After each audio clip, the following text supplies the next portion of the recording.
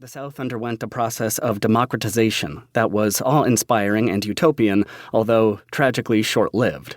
Union troops were stationed in the South to make sure that blacks would be protected while going to the voting polls. Blacks were elected as senators. Schools were opened. A vibrant black public sphere began to emerge. This short-lived period came to be known as the Reconstruction. Within a decade, however, the Reconstruction had been halted, and a process of retreat back towards slavery began. White legislators mandated a series of laws that forced black freed men to become indentured servants by criminalizing them. The prerogatives of former white slave owners were legislated and legalized in the infamous Black Laws. Once in prison, convicts were leased or rented for absurd fees to the private entrepreneurs of the New South.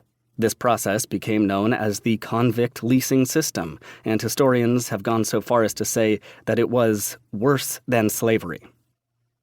The Black Laws of the South turned black free men into criminals, so that their labor could be exploited even more pugnaciously and rapaciously than when they had been slaves.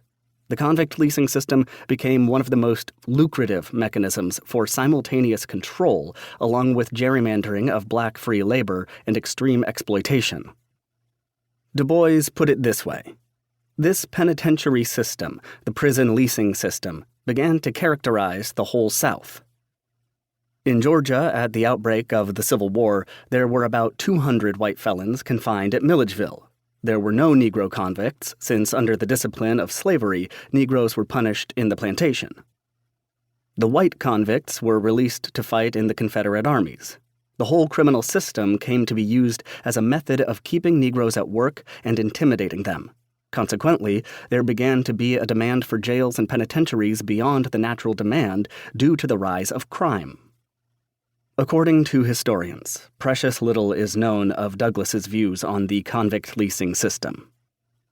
Davis critiques Douglas's loud silence on this matter because it was surely a nightmare that most blacks in post-Civil War America lived and experienced firsthand. Douglas, in Davis's view, may have been blinded to this reality because he was so thoroughly focused on getting the ballot for blacks that in the process he entirely neglected the economic well-being of blacks.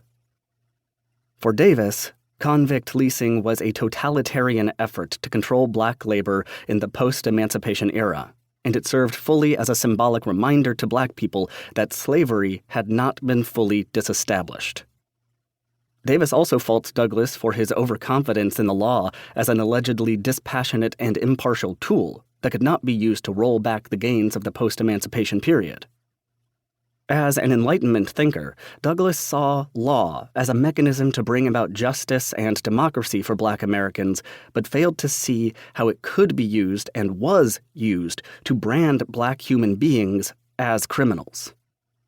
In contrast, Davis turns to Du Bois as the exemplar political thinker, even as Davis also acknowledges the pioneering work of D.E. Tobias and Mary Church Terrell, two other black scholars who studied and documented the devastating effects of the prison leasing system.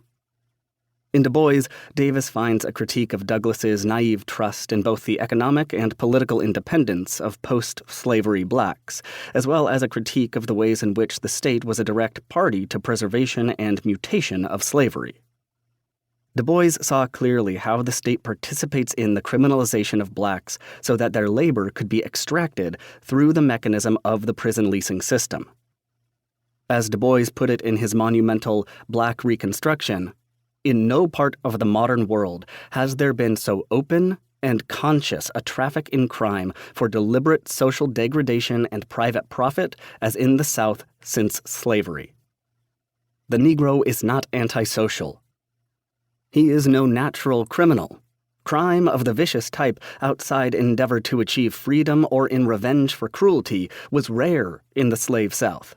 Since 1876, Negroes have been arrested on the slightest provocation and given long sentences or fines that they were compelled to work for, as if they were slaves or indentured servants again. The resulting peonage of criminals extended into every southern state and led to the most revolting situations. For Du Bois, black labor was neither economically free nor politically self-determining. Thus, blacks entered a racialized public sphere of American democracy